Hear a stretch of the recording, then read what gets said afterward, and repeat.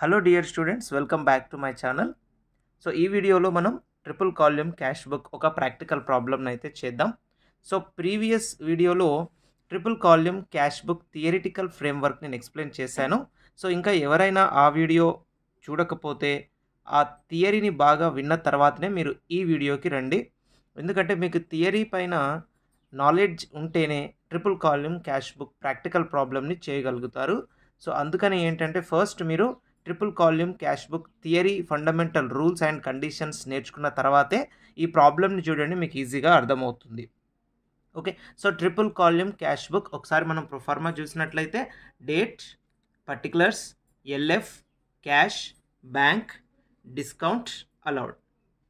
Again date, particulars, LF, cash, bank, discount received. So దీన్ని triple column cash book అని ఎందుకు పిలుస్తామనేది నేను last క్లాస్లో చెప్పాను. క్యాష్, బ్యాంక్, డిస్కౌంట్ అలౌడ్ అని మనకి ఇట్లా 3 కాల్యూమ్స్ ఈచ్ సైడ్ ఉంటాయి. Cash, bank, discount each side అంటే ఇక్కడ డెబిట్ సైడ్ 3 కాల్యూమ్స్ ఉన్నాయి, క్రెడిట్ సైడ్ కూడా 3 కాల్యూమ్స్ ఉన్నాయి. అందుకని మనం ఈ క్యాష్ బుక్ ఏమని పిలుస్తామంటే ట్రిపుల్ కాల్యూమ్ క్యాష్ బుక్ అని పిలుస్తామన్నమాట. సో ఇది వచ్చేసి డెబిట్ సైడ్, ఇది వచ్చేసి credit side. So debit side వచ్చేసి మనకి ఇక్కడ వరకు డిస్కౌంట్ అలౌడ్, ఇక్కడ వరకు డెబిట్. మళ్ళీ అగైన్ డేట్తో స్టార్ట్ అవుతుంది. Date, particulars, LF, cash, bank, discount received. ఇది మనకు వచ్చేసి క్రెడిట్ సైడ్ అవుతుందన్నమాట. సో ఇప్పుడు మనం ఇక్కడ నేను ఒక ప్రాక్టికల్ ప్రాబ్లమ్ని ఇచ్చాను.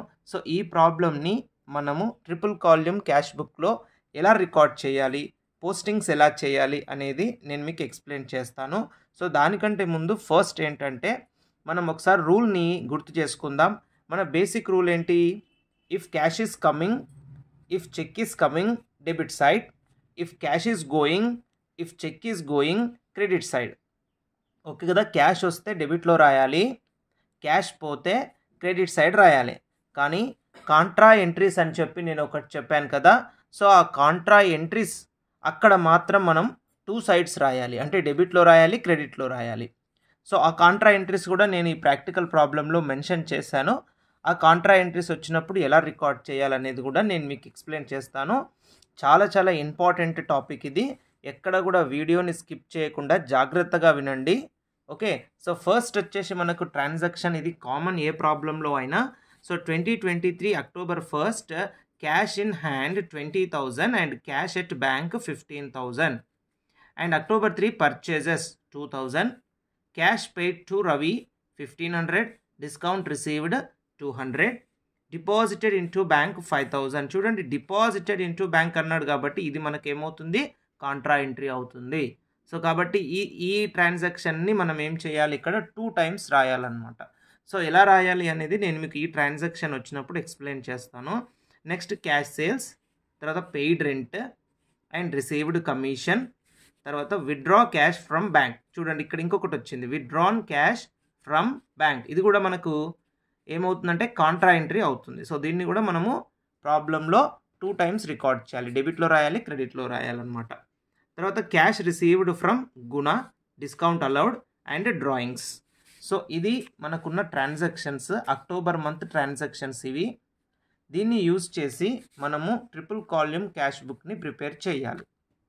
ఓకే కదా. సో ఫస్ట్ ట్రాన్సాక్షన్ ఏంటి మరి చూడండి, 2023 October 1st cash in hand 20,000, cash at bank 15,000. అయితే ఇక్కడ మనం రూల్ ఏమని చెప్పాం? If cash is coming debit side, if cash is going credit side అని చెప్పాం. అయితే దీన్ని మనం ఓపెనింగ్ బ్యాలెన్స్ అంటాం అనమాట. అంటే cash in hand, cash at bank అనేది ఓపెనింగ్ బ్యాలెన్స్. ఈ 2 అసెట్స్ కాబట్టి ఎప్పుడైనా సరే అసెట్స్ మనకి డెబిట్లో చూపిస్తాయి. అందుకని ఈ ఓపెనింగ్ బ్యాలెన్స్ అంటే ఇది అక్టోబర్ మంత్ కదా, అక్టోబర్ కన్నా ప్రీవియస్ మంత్ ఏంటి మనకి? సెప్టెంబర్. అంటే సెప్టెంబర్లో క్లోజింగ్ బ్యాలెన్స్ వచ్చేసి అక్టోబర్కి ఏమవుతుంది? ఓపెనింగ్ బ్యాలెన్స్ అవుతుంది. సో ఈ ఓపెనింగ్ బ్యాలెన్స్ని మనము ఆల్వేస్ ఎప్పుడైనా డెబిట్లోనే రాసుకోవాలి, గుర్తుపెట్టుకోండి. ఓకే, సో ఫస్ట్ ట్రాన్సాక్షన్ వచ్చేసి మనకు cash in hand, cash at bank. ఈ 2 అనేవి కూడా ఓపెనింగ్ బ్యాలెన్స్ లాగా ట్రీట్ చేయాలి. ఓపెనింగ్ బ్యాలెన్సెస్ ఎక్కడ రాయాలి అంటే డెబిట్లో రాయాలి. సో మనకి ఇప్పుడు October 1st కాబట్టి ఇక్కడ రాయండి, October 1st. October 1st అని పెట్టి ఓపెనింగ్ బ్యాలెన్స్ని ఏమని రాస్తారంటే చూడండి, 2 balance brought down. Okay, 2 balance brought down. Opening బ్యాలెన్స్ని ఎప్పుడైనా సరే మనం ఏమని రాయాలంటే బ్యాలెన్స్ బ్రాట్ డౌన్ రాసిన తర్వాత క్యాష్ అమౌంట్ని క్యాష్ కాల్యూమ్లో, బ్యాంక్ అమౌంట్ని బ్యాంక్ కాల్యూమ్లో రాసుకోవాలి. Cash amount 20,000, bank amount 15,000. Okay కదా. క్యాష్ అమౌంట్ ఎంత 20,000, బ్యాంక్ అమౌంట్ ఎంత 15,000. రెండు పక్కపక్కనే రాసుకోవాలి. బ్యాంకుది సపరేట్గా రాయాల్సిన అవసరం లేదు, ఎందుకంటే సేమ్ డేట్ కాబట్టి. October 1st to balance brought down, cash amount వచ్చేసి 20,000, బ్యాంక్ అమౌంట్ వచ్చేసి 15,000. ఇది ఫస్ట్ ట్రాన్సాక్షన్. ఇది ఏ ప్రాబ్లంకైనా సరే కామనే కాబట్టి మనం డెబిట్లోనే రాయండి. ఓపెనింగ్ బ్యాలెన్స్ ఎప్పుడైనా డెబిట్లోనే రాయాలన్నమాట. నెక్స్ట్ ట్రాన్సాక్షన్ చూడండి. October 3rd purchases 2,000. ఇక్కడ నుంచి మనం అనలైజ్ అనేది స్టార్ట్ అవుతుంది. పర్చేజెస్ అంటే మనం పర్చేజ్ చేస్తున్నాం కదా. ఇక్కడ మీరు ఏం పర్చేజ్ చేస్తున్నారు, ఏం సేల్ చేస్తున్నారు అనేది ఇంపార్టెంట్ కాదు. ఇక్కడ క్యాష్ అనేది వస్తుందా పోతుందా అనేది మాత్రమే చూడాలి, ఎందుకంటే మనం ప్రిపేర్ చేసేది ఏంటంటే cash book. Triple column cash book చేస్తున్నాం కాబట్టి మీరు ఏ ట్రాన్సాక్షన్లోనైనా సరే మీరు బాగా అనలైజ్ చేయాల్సింది ఏంటంటే cash is coming or cash is going, ఇది మాత్రమే ఆలోచించండి. వేరే ఇంకేది కూడా మీరు ఆలోచించొద్దు అనమాట. సో మీరు పర్చేస్ చేస్తున్నారు. పర్చేజెస్ అంటే మీనింగ్ ఏంటి? బయింగ్ కదా, కొనడం. మనం కొంటున్నాం అనమాట. సో పర్చేస్ చేసినప్పుడు క్యాష్ వస్తుందా పోతుందా చెప్పండి మరి. Purchases something you purchased, so definitely you have to pay cash or not? Yes, మీరు క్యాష్ పే చేయాలి. అంటే ఏమవుతుంది ఇక్కడ? క్యాష్ అనేది వస్తుందా పోతుందా? వెళ్ళిపోతుంది. సో క్యాష్ అనేది పోతుంది. క్యాష్ పోతే ఎక్కడ రాయాలి? క్రెడిట్లో రాయాలి. If cash is coming debit side, if cash is going credit side. So కాబట్టి పర్చేజెస్ చేసినప్పుడు క్యాష్ అనేది వెళ్ళిపోతుంది. క్యాష్ పోతుంది కాబట్టి ఎక్కడ రాయాలి? క్రెడిట్లో రాయాలి. సో కాబట్టి క్రెడిట్లో మీరు డేట్ రాయండి October 3. బై, క్రెడిట్లో బై రాయాలి, డెబిట్లో 2 రాయాలి. ఇది ఆల్రెడీ తెలుసు కదా, లెడ్జర్ ఎక్స్ప్లెయిన్ చేసినప్పుడు చెప్పాము ఇదే. రైట్. సో పర్చేజెస్ కాబట్టి మీరు పర్చేజెస్ అనే రాయండి. By purchases. ఓకే కదా. అమౌంట్ ఎంత చూడండి ఒక్కసారి, 2,000 రూపీస్. సో 2,000 రూపీస్ అనేది మనం ఎందులో రాయాలి మరి? క్యాషా, బ్యాంకా, డిస్కౌంటా అంటే క్యాష్లో రాయాలి. ఎందుకంటే ఇక్కడ మనకి చెక్ అని చెప్పలేదు, డిస్కౌంట్ ఎలాగూ కాదు ఇది. సో పర్చేజెస్ అని సింపుల్గా చెప్పేసిండు. అమౌంట్ వచ్చేసి 2,000. సో ఇక్కడ 2,000 రూపీస్ రాయండి. 2,000 రూపీస్. పర్చేజెస్ ఎంత? 2,000 రూపీస్ అనమాట. తర్వాత నెక్స్ట్ ట్రాన్సాక్షన్ చూడండి ఒక్కసారి ఏముంది? Cash paid to Ravi October 5. Cash paid to Ravi 1,500, discount received 200. సింపుల్గా క్యాష్ పే అని చెప్తున్నాడు వాడే. క్యాష్ పే చేసినాం కదా. సో క్యాష్ పే చేసినప్పుడు ఏమవుతుంది? కమింగా గోయింగా? పే చేసినాం కదా, గోయింగ్. సో వెళ్ళిపోతుంది కాబట్టి క్యాష్ ఈజ్ గోయింగ్ అయినప్పుడు ఎక్కడ రాయాలి మరి? క్రెడిట్లో రాయాలా, డెబిట్లో రాయాలా? ఎస్, క్రెడిట్లో రాయాలి. క్యాష్ పెయిడ్ అన్నాడు, వెళ్ళిపోతుంది కాబట్టి ఖచ్చితంగా మీరు క్రెడిట్లోనే రాయండి. సో డేట్ వచ్చేసి October 5. ఎవరికి పే చేస్తున్నారు? Cash paid to Ravi. So Ravi కాబట్టి మీరు ఇక్కడ ఏం రాస్తారు? By Ravi account. Okay. Cash అని చెప్పేసిండు. క్యాష్ 1,500 రూపీస్ క్యాష్లో రాయాలి. డిస్కౌంట్ అన్నాడు కదా, డిస్కౌంట్ రిసీవ్డ్ అన్నాడు చూడండి. Discount received 200. దీన్ని సపరేట్గా రాయాల్సిన అవసరం ఏమీ లేదు. దీనికి స్ట్రైట్గా డిస్కౌంట్ కాల్యూమ్లో ఇట్లా 200 రూపీస్ పెట్టండి, సరిపోతుంది. ఓకే కదా. సో ఇది మనం third posting. Cash paid to Ravi, cash is going, so credit side. తర్వాత నెక్స్ట్ ట్రాన్సాక్షన్ వచ్చేసి ఏంటి చూడండి. October 7 deposited into bank 5,000. One of the most important transaction. మొత్తం ట్రాన్సాక్షన్స్ని మనం ఈజీగా చేయగలుగుతాం. క్యాష్ ఈజ్ కమింగ్ గోయింగ్ అని మాత్రం అనలైజ్ చేస్తే సరిపోతుంది. కానీ ఈ deposited into bank, withdraw from bank, ఇవి మనకి కాంట్రా ఎంట్రీస్ అవుతాయి అన్నమాట. కాంట్రా ఎంట్రీస్ అంటే ఏమని చెప్పాం? ట్రిపుల్ కాలింగ్ క్యాష్ బుక్లో బోత్ సైడ్ అంటే క్యాష్ని బ్యాంక్ని రెండింటిని కూడా ఎఫెక్ట్ చేసే ట్రాన్సాక్షన్స్ని మనం కాంట్రా ఎంట్రీస్ అంటామన్నమాట. సో డిపాజిటెడ్ ఇంటూ బ్యాంక్ అనేది మనం ఇప్పుడు ఇందులో రికార్డ్ చేయాలి. అయితే గుర్తుపెట్టుకోండి, కాంట్రా ఎంట్రీస్ రికార్డ్ చేసేటప్పుడు మనము ఫాలో అవ్వాల్సిన కండిషన్స్ ఏంటంటే, ఫస్ట్ కండిషన్ ఏంటంటే మనము ఇక్కడ ఉన్న ఈ ట్రాన్సాక్షన్ ఏదైతే ఉందో దీనికి ఫస్ట్ ఎంట్రీ రాయాలి, జర్నల్ ఎంట్రీ రాయాలి. మనం జర్నల్ ఎంట్రీ రాసిన తర్వాత ఇక్కడ పోస్టింగ్ చేయాలన్నమాట. ఐ రిపీట్, ఎప్పుడైనా కాంట్రా ఎంట్రీస్కి మనము ఫస్ట్ జర్నల్ ఎంట్రీ రాయాలి. జర్నల్ ఎంట్రీ రాసిన తర్వాత ఇక్కడ పోస్టింగ్స్ చేయాలన్నమాట. సో ఇప్పుడు డిపాజిటెడ్ ఇంటూ బ్యాంక్, మీరు చూడండి అకౌంట్స్లో ఏది చేయాలన్నా సరే జర్నల్ ఎంట్రీస్ అనేది కామన్, ఫండమెంటల్. కాబట్టి జర్నల్ ఎంట్రీస్ని మీరు పర్ఫెక్ట్గా నేర్చుకుంటే ఏ ప్రాబ్లం అయినా సరే ఈజీగా అండర్స్టాండ్ అవుతుంది. కొంచెం ఎఫర్ట్ పెట్టండి, జర్నల్ ఎంట్రీస్ చాలా ఈజీగానే అర్థమవుతాయి. ఓకే, డిపాజిటెడ్ ఇంటూ బ్యాంక్, దీనికి ఎంట్రీ ఏమొస్తుంది? Deposited into bank, cash deposit చేస్తున్నాం. సో ఇక్కడ కింద రాస్తాను ఎగ్జాంపుల్గా. డిపాజిట్ చేస్తున్నప్పుడు మనకు ఎంట్రీ ఏమొస్తుంది జనరల్గా అంటే, బ్యాంక్ అనేది రిసీవర్ కాబట్టి bank account debtor to cash account, ఈ ఎంట్రీ రాస్తాం. దేనికి? Deposited into bank. సో బ్యాంక్లో డిపాజిట్ చేసినప్పుడు బ్యాంక్ రిసీవర్ కదా, అందుకే బ్యాంకును డెబిట్ చేసినాం. క్యాష్ ఈజ్ గోయింగ్ అవుట్, అందుకే క్యాష్ని ఏం చేసినాం? క్రెడిట్ చేసినాం. సో ఇప్పుడు మనం ఈ జర్నల్ ఎంట్రీస్ని చూసి ఇక్కడ రికార్డ్ చేయాలి కాంట్రా ఎంట్రీని. ఎలా రికార్డ్ చేయాలంటే, ఫస్ట్ మీరు జర్నల్ ఎంట్రీ రాసిరు కదా, జర్నల్ ఎంట్రీ రాసిన తర్వాత జాగ్రత్తగా చూడండి. జర్నల్ ఎంట్రీ రాసిన తర్వాత క్యాష్ ఎట్ సైడ్ ఉంది చూడండి. క్యాష్ ఎక్కడ కనిపిస్తుంది మీకు? క్రెడిట్ సైడ్ కనిపిస్తుందా, డెబిట్ సైడ్ కనిపిస్తుందా? Of course credit. ఇది జర్నల్ ఎంట్రీ కదా, దీన్ని డెబిట్ అంటాం. సో దీన్ని క్రెడిట్ అంటాం. ఇది డెబిట్, ఇది క్రెడిట్. ఓకే కదా. సో క్యాష్ ఎక్కడుంది? క్యాష్ క్రెడిట్లో ఉంది కదా. సో క్యాష్ అనేది క్రెడిట్లో ఉంది కాబట్టి మనం కూడా క్రెడిట్కే వెళ్ళాలి. లెడ్జర్ చేసినప్పుడు మనం దీన్నే ఫాలో అయ్యే వాళ్ళం కదా. సేమ్ లెడ్జర్ పోస్టింగ్ ఎలా చేస్తామో కాంట్రా ఎంట్రీ పోస్టింగ్ కూడా అలాగే చేయాలన్నమాట. క్యాష్ ఎక్కడుంది? క్రెడిట్లో ఉంది. క్యాష్ క్రెడిట్లో ఉంది కాబట్టి మనం కూడా క్రెడిట్ సైడ్ పోవాలి. క్రెడిట్ సైడ్ పోవాలి. ఓకే కదా. క్రెడిట్ సైడ్ పోయి దీనికి ఆపోజిట్ ఏముంది చూడండి, బ్యాంక్ అని ఉంది కదా. కాబట్టి మీరు క్రెడిట్లో కూడా ఏమని రాయాలి? బ్యాంక్ అనే రాయాలన్నమాట. ఓకే కదా. So deposited into bank, date October 7. So first మీరు క్రెడిట్ సైడ్ రాద్దాం. అక్టోబర్ 7 కాబట్టి ఇక్కడ డేట్ వేసుకోండి. అక్టోబర్ 7 రాసి, క్యాష్ అనేది క్రెడిట్లో ఉంది కాబట్టి మనం కూడా క్రెడిట్కి వెళ్తున్నాం. క్రెడిట్కి వెళ్ళి ఆపోజిట్లో ఉన్నది బ్యాంక్ కాబట్టి మీరు ఇక్కడ ఏమని రాస్తారంటే బై బ్యాంక్ అకౌంట్ అని రాయాలి. బై ఏమని రాయాలి? Bank account. బ్యాంక్ అకౌంట్ అని రాసిరు కాబట్టి, బ్యాంక్ అని రాసిరు కాబట్టి అమౌంట్ వచ్చేసి క్యాష్ కాల్యూమ్లో వేయాలి. ఓకే, కొంచెం ఒక 2-3 టైమ్స్ ప్రాక్టీస్ చేస్తే మీకు అర్థమైపోతుంది. బ్యాంక్ అని రాసినప్పుడు అమౌంట్ ఎందులో రాయాలి? క్యాష్లో రాయాలి. అమౌంట్ ఎంత మరి? 5,000 రూపీస్. సో ఇక్కడ 5,000 రూపీస్ రాయండి, సరిపోతుంది అనమాట. 1 టైం అయిపోయింది కదా ఇప్పుడు, అవునా?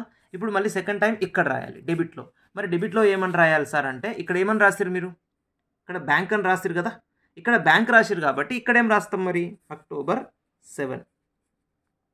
అక్టోబర్ 7 ఇక్కడ బ్యాంక్ అని రాసిరు కాబట్టి ఇక్కడ టు క్యాష్ అకౌంట్ అని రాయాలి.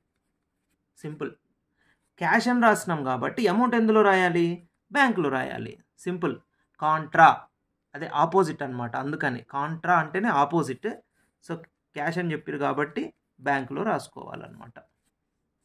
ఓకే, దీన్ని ఐడెంటిఫై చేయడానికి మనం ఏం చేయాలంటే, దీనికి ఎదురుగా ఎల్ఎఫ్లో సి అని రాసుకోవాలి. సి అంటే ఏంటి?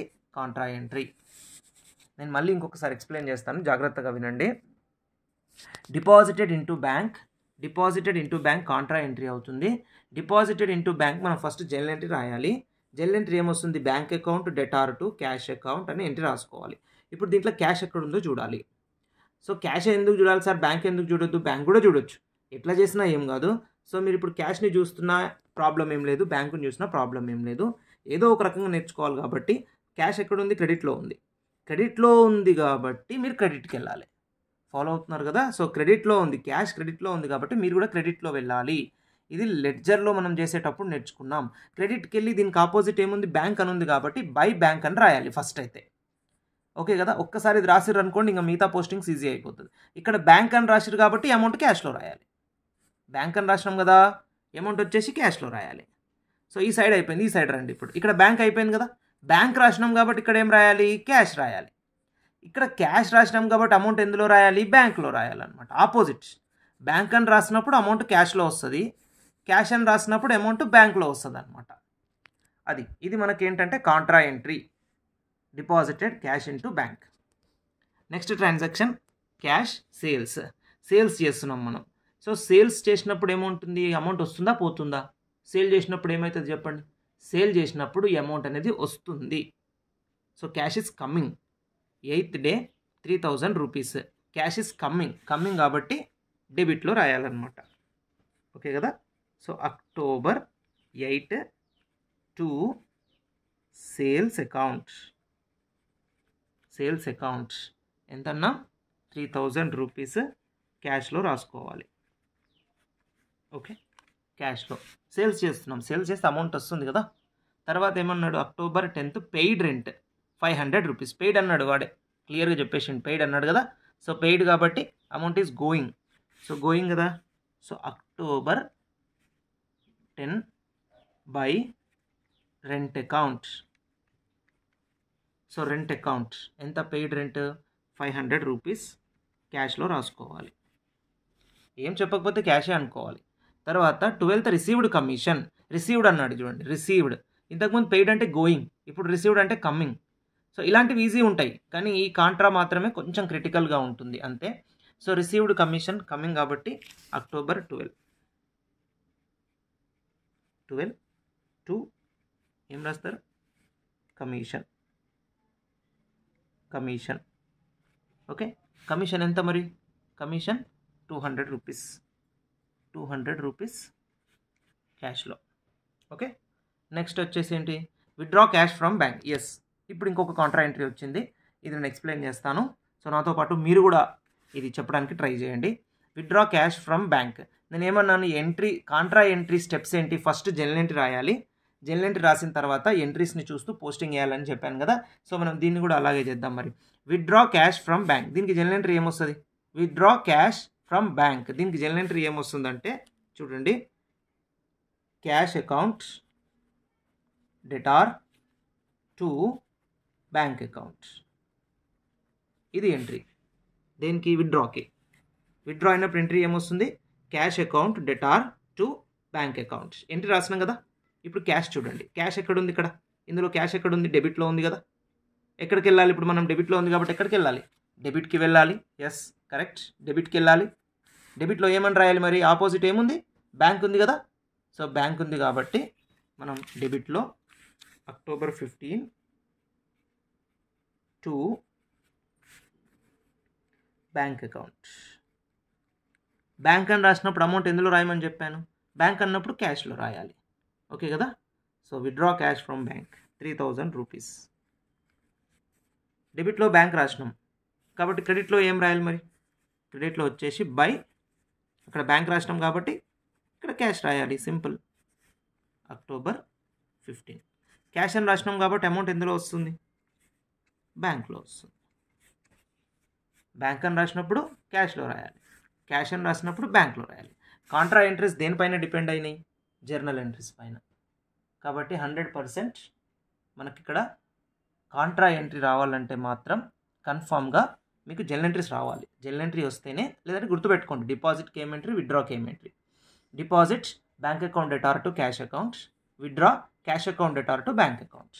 ఓకే, సో దీన్ని ఐడెంటిఫై చేయడానికి మనకి ఇక్కడ సి అనే సింబల్ పెడతాం. సి అంటే ఏంటి, ఎస్ కాంట్రా ఎంట్రీ అనమాట అది. తర్వాత నెక్స్ట్ ఏముంది చూడండి, cash received from Guna. So cash received అని చెప్తున్నాడు కదా. So cash received, so cash is coming. So October 20 coming కాబట్టి ఇక్కడ టు గుణ అకౌంట్ క్యాష్ అనేది వస్తుంది. ఎంత, 1000 రూపీస్. డిస్కౌంట్ వచ్చేసి 100 రూపీస్. సో 1000 రూపీస్ ఇక్కడ వేసి డిస్కౌంట్లో 100 రూపీస్ వేస్తే సరిపోతుంది. ఓకే కదా. ఇంకా లాస్ట్ డ్రాయింగ్స్. ఇక్కడ మోస్ట్ ఇంపార్టెంట్, డ్రాయింగ్స్ అంటే ఏంటి, చాలామంది కన్ఫ్యూజ్ అవుతుంటారు. డ్రాయింగ్స్ అంటే మీనింగ్ ఏంటి, పర్సనల్ యూస్కి ప్రొప్రైటర్ క్యాపిటల్ అమౌంట్ నుంచి తీసుకుపోయేదే డ్రాయింగ్స్ అనమాట. అంటే ఆయన పెట్టిన అమౌంట్ నుంచే పర్సనల్ యూస్కి తీసుకెళ్తాడు, దాన్ని డ్రాయింగ్స్ అంటాం. అయితే ఇక్కడ మరి క్యాష్ వస్తుందా పోతుందా సార్ అంటే, పోతుందమ్మా, రావట్లేదు. ఎందుకంటే ఓనర్ తీసుకెళ్తాడు. మీరు ఓనర్ పాయింట్ ఆఫ్ వ్యూలో ఆలోచించొద్దు, బిజినెస్ పాయింట్ ఆఫ్ వ్యూలో ఆలోచించండి. ఓనర్ తీసుకెళ్ళిపోతున్నాడు కాబట్టి క్యాష్ ఈజ్ గోయింగ్, షాప్లో నుంచి గోయింగ్ కాబట్టి క్రెడిట్లో రాయాలి. October 25 by drawings account. So ఎంత తీసుకెళ్తున్నాడు మరి, 4000 రూపీస్. ఇది పోస్టింగ్స్. ఓకే కదా. ఇప్పుడు పోస్టింగ్స్ అయిపోయిన తర్వాత మనం దీన్ని క్యాలిక్యులేషన్ చేయాలి. అంటే రెండు సైడ్ల ఈక్వల్ చేసి బ్యాలెన్స్ని ఫైండ్ అవుట్ చేయాలి. డెబిట్ బ్యాలెన్స్ ఎంత, క్రెడిట్ బ్యాలెన్స్ ఎంత. మీరు పోస్టింగ్ చేయడం అంతా ఓకే, కానీ తర్వాత ఖచ్చితంగా క్యాష్ బ్యాలెన్స్ ఎంత, బ్యాంక్ బ్యాలెన్స్ ఎంత అనేది ఫైండ్ అవుట్ చేయాలి. ఇది ఫైండ్ అవుట్ చేస్తేనే ప్రాబ్లం అనేది పర్ఫెక్ట్గా అయిపోయినట్లు, లేకపోతే లేదు. ఓకే, సో ఫస్ట్ మనం ఈ డెబిట్ క్యాష్ తర్వాత ఈ క్రెడిట్ క్యాష్ టోటలింగ్ చేద్దాం. ఇక్కడ రాద్దాం. ఫస్ట్ వచ్చేసి క్యాష్ కదా, ఇది రఫ్ వర్క్ అండి, రఫ్ వర్క్ ఇది. క్యాష్ వచ్చేసి డెబిట్ ఎంత, క్రెడిట్ ఎంత చూద్దాం. సో డెబిట్ ఎంత ఉంది చూడండి మరి, 20, 23, 26, 27,200, 27,200. మరి క్యాష్ క్రెడిట్ ఎంత ఉంది చూడండి, 2, 35, 85, 9, 13. ఓకే, 13,000 రూపీస్ అంతే. ఓకే కదా. సో క్యాష్ డెబిట్ టోటల్ చేయండి. క్యాష్ డెబిట్ ఇక్కడ రాశాను నేను. తర్వాత క్యాష్ క్రెడిట్ కూడా చేయాలి. క్యాష్ క్రెడిట్ మళ్ళీ ఒకసారి చేద్దాం. 2, 3, 8, 8, 5, 9, 9 + 4, 13, 13,000, 20, 23, 26, 27,200 రాసిన తర్వాత ఏం చేయాలి? ఇప్పుడు రెండిట్లో గ్రేటర్ అమౌంట్ ఏదో చూడండి, పెద్ద అమౌంట్ చూడాలి. పెద్దది ఇదే కదా, 27,200 కాబట్టి క్యాష్ కాల్యూమ్లో మీరు ఏం చేయాలంటే రెండు సైడ్లో పెద్ద అమౌంట్ రాయండి. 27,200, 27,200 పెద్దది రాయాలి. రెండు సైడ్లు పెద్దది రాయండి. 27,200 క్యాషే, ఇంకా మనం బ్యాంక్ చేయట్లేదు, బ్యాంక్ తర్వాత చేద్దాం. 27,200, 27,200. ఇప్పుడు రెండింటికి బ్యాలెన్స్ ఎంతనో ఫైండ్ అవుట్ చేయండి. చూడండి, మైనస్ చేయాలి. 0, 0, 2, 7 - 3, 4, 2 - 1, 1. సో బ్యాలెన్స్ ఎంత? 14,200. ఈ 14,200ని మనం ఎక్కడ సైడ్ రాయాలంటే ఎక్కడ తక్కువగా ఉందో అక్కడ రాయాలి. ఎక్కడ తక్కువ ఉంది మరి చెప్పండి? క్రెడిట్లో తక్కువ ఉందా, డెబిట్లో తక్కువ ఉందా? క్యాష్ కాల్యూమ్ క్రెడిట్లో తక్కువ ఉంది కదా. సో తక్కువ ఉంది ఇక్కడనే కాబట్టి 14,200 రూపీస్ని మనం ఇక్కడ రాసుకోవాలి. 14,200 రూపీస్. ఓకే కదా. సో దీన్ని ఏమని రాయాలంటే ఇప్పుడు చూడండి, అక్టోబర్ లాస్ట్ డే 31 కాబట్టి by balance carry down. Opening బ్యాలెన్స్ని బ్రాడ్ డౌన్ అని రాయాలి, క్లోజింగ్ బ్యాలెన్స్ని క్యారీ డౌన్ అని రాయాలి. ఇప్పుడు బ్యాంక్ చేయండి. బ్యాంక్ వచ్చేసి డెబిట్ ఎంత? 20,000. 15,000 + 5,000 ఎంత? 20,000. ఇక్కడ రాద్దాం. బ్యాంక్ వచ్చేసి మనకి డెబిట్ ఎంత? 15,000 + 5,000 ఎంత వచ్చింది? 20,000 రూపీస్. తర్వాత క్రెడిట్లో మనకు ఒకటే ట్రాన్సాక్షన్ ఉంది, 3,000 రూపీస్. ఓకే, సో డెబిట్ వచ్చేసి 20,000, క్రెడిట్ వచ్చేసి 3,000. ఇప్పుడు ఏం చేయాలి? రెండిట్లో గ్రేటర్ అమౌంట్ ఏదో రాయాలి కదా. సో ఈ రెండిట్లో గ్రేటర్ అమౌంట్ ఏది మరి? డెబిట్ కదా greater amount. So 20,000 both side bank వాల్యూమ్లో రాయండి. 20,000, 20,000. ఓకే కదా. 20,000 నుంచి ఇప్పుడు 3,000 మైనస్ చేయండి. మైనస్ చేస్తే ఎంత? 17,000 కదా. ఎక్కడ రాయాలి? తక్కువ ఉన్న సైడ్ రాయాలి. ఎక్కడ తక్కువ ఉంది మరి? క్రెడిట్లో తక్కువ ఉంది బ్యాంక్. సో దీనికి స్ట్రైట్గా ఇక్కడ 17,000 రూపీస్ అని రాస్తే సరిపోతుంది. డిస్కౌంట్ ఏమి ఈక్వల్ చేయొద్దు. డిస్కౌంట్ అనేది మనకి ఇక్కడ ఎంత? 100 రూపీస్కి 100 రాయండి. ఇక్కడ 200 రూపీస్కి 200 రాయండి. ఓకే, సో ఇప్పుడు ఈ బ్యాలెన్స్ క్యారీడ్ డౌన్ని మనం ఏం చేయాలంటే నెక్స్ట్ మంత్కి ట్రాన్స్ఫర్ చేయండి. అక్టోబర్ తర్వాత నెక్స్ట్ ఏంటి? November 1st 2 balance brought down. Cash balance ఎంత? 14,200. బ్యాంక్ బ్యాలెన్స్ ఎంత? 17,000. ఓకే, ఇది మనకి triple column cash book practical problem. So చాలా important. Thank you for watching. Thank you so much.